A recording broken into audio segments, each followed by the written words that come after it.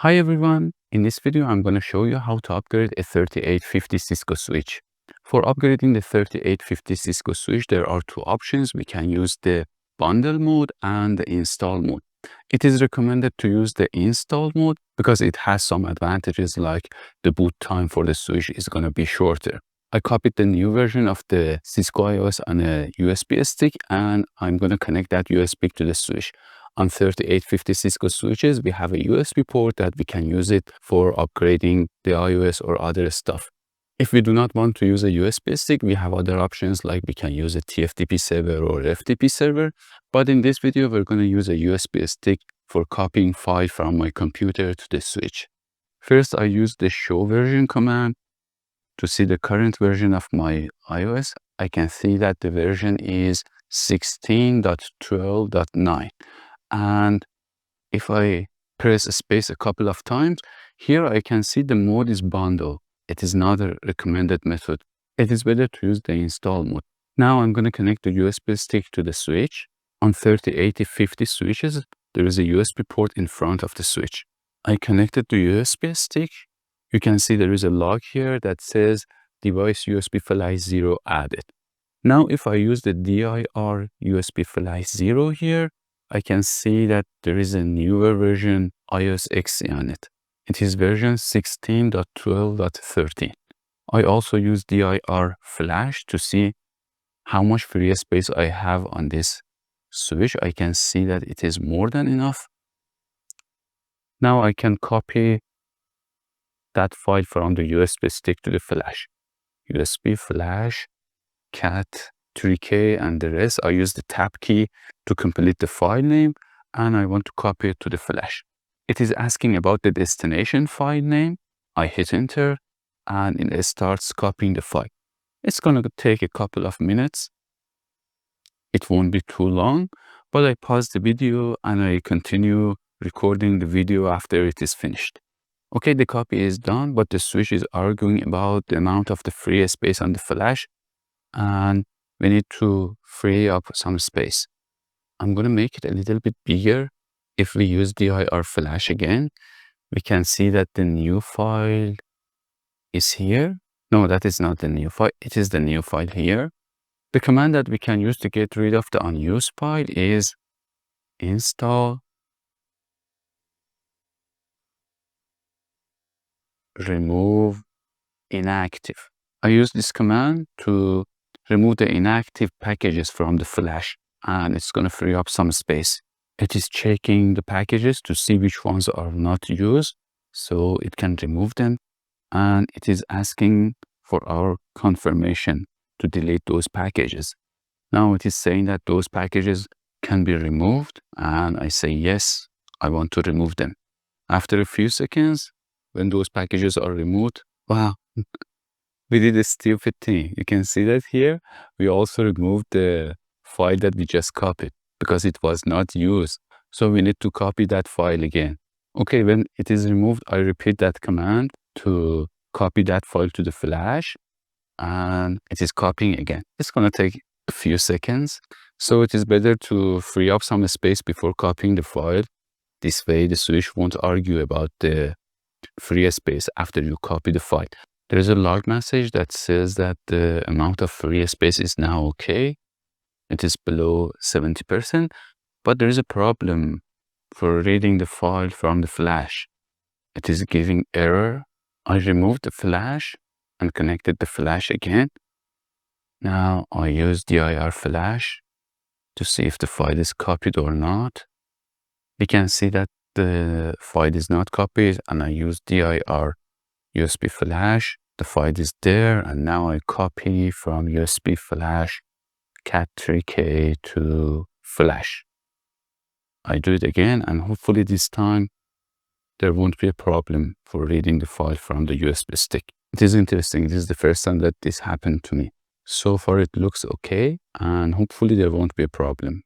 It looks like the copying of the file is done, and it is calculating the hash for the file or something like that. We will see in a couple of seconds. Yeah, the copy is done. Maybe the reason that we faced that error was that we start copying the file very soon after deleting some files from the flash. So now if I use dir flash, we can see that the new file is here. We copied that successfully, and we also have enough free space, so it won't argue about the free space. Now we want to install this new iOS on our switch. I use the command install add file, and it is on the flash, and the file name is here. I copy it, and then I use activate, and at the end I use commit. That's it, and I hit enter. So the command was install add file, the location of the file, it was flash, and the name of the file, activate, and at the end we have the commit. So it is asking us that if the boot variable is pointing to flash package.conf. I am not sure about that, so I say no here to abort the installation.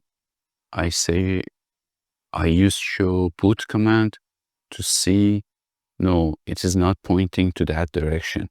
So I need to fix it first.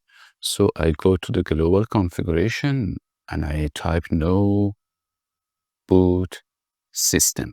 And then I say boot system and say flash.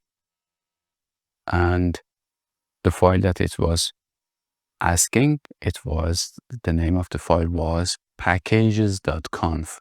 It is a file that contains some pointers to the packages that it extracts from this .bin file.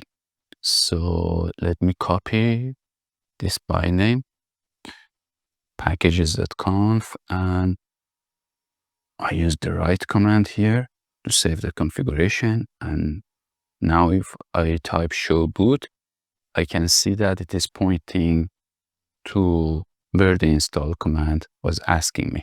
So I use that command again. You can see that the install add file flash, activate, and at the end we have commit. I hit enter again. It is starting the process. Okay, it is asking if the boot variable is pointing to that direction. Now I say yes, and it is starting the process. This switch is not a member of a stack, but if it was, it says it is performing add on all members, but it is a standalone switch, or we can say a stack of one switch. So it's going to take a couple of minutes, so I pause the video and start recording when it is finished. Now you can see here that the add was finished, and it is trying to activate the packages. It says it needs to reload the switch, and it is asking for my confirmation, and I say yes. So it's gonna start reloading the switch for activating this new package. So it's gonna reload the switch for activating these new packages.